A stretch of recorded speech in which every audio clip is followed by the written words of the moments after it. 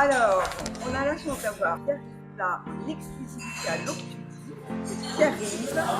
J'aimerais savoir, tu as commencé au piano.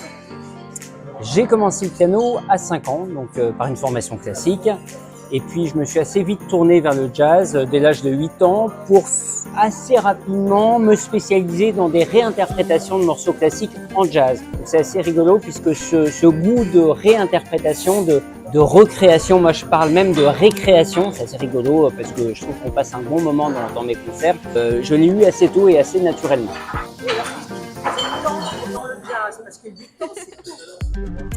Alors le jazz c'est quelque chose de très rythmique et donc je pense que c'est vraiment l'élément qui me plaît le plus. Alors donc bien évidemment avec Aurélien Lehmann ça devient tout à fait exceptionnel, mais c'est ce côté rythmique qui me plaît beaucoup et puis ce côté assez joyeux où vraiment on peut partager voilà, ses émotions en musique. Donc j'ai été fasciné par le jazz et le jazz traditionnel plus précisément. Le jazz dès 8 ans. En fait c'est assez étonnant parce que il n'y avait pas de jazz à la maison, il n'y avait pas de jazz, je ne connaissais pas le jazz, donc je n'avais jamais entendu de jazz.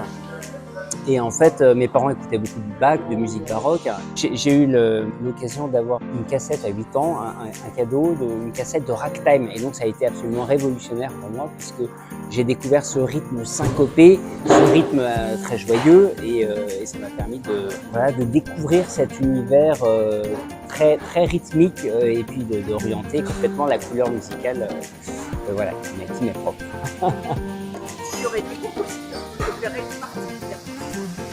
Je suis inspiré très clairement par Errol Garner, donc un pianiste de swing, compositeur, par Oscar Peterson, un grand pianiste de jazz canadien, et puis par beaucoup voilà, par Scott Joplin, bien évidemment, qui est le roi du ragtime, donc vraiment le début du jazz, en tous les cas une partie du jazz. Donc voilà, il y a des compositeurs qui m'ont énormément influencé, et j'ai eu la chance de travailler, de collaborer avec Claude Bolling, donc ça a été une expérience tout à fait extraordinaire. Petit, j'écoutais des disques de Claude Bolling, et donc d'avoir la chance de rencontrer Claude Bolling et de travailler avec lui lors de ses dernières années de carrière, ça a été tout à fait exceptionnel et c'est quelqu'un qui m'a beaucoup influencé, bien évidemment. J'ai joué avec lui, plus exactement, je faisais ses premières parties, ce qui est assez rigolo puisque ses premières parties étaient relativement courtes au début.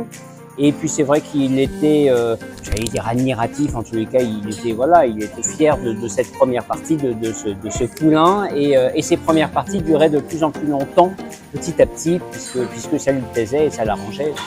Je chauffais un peu la salle. Bien évidemment.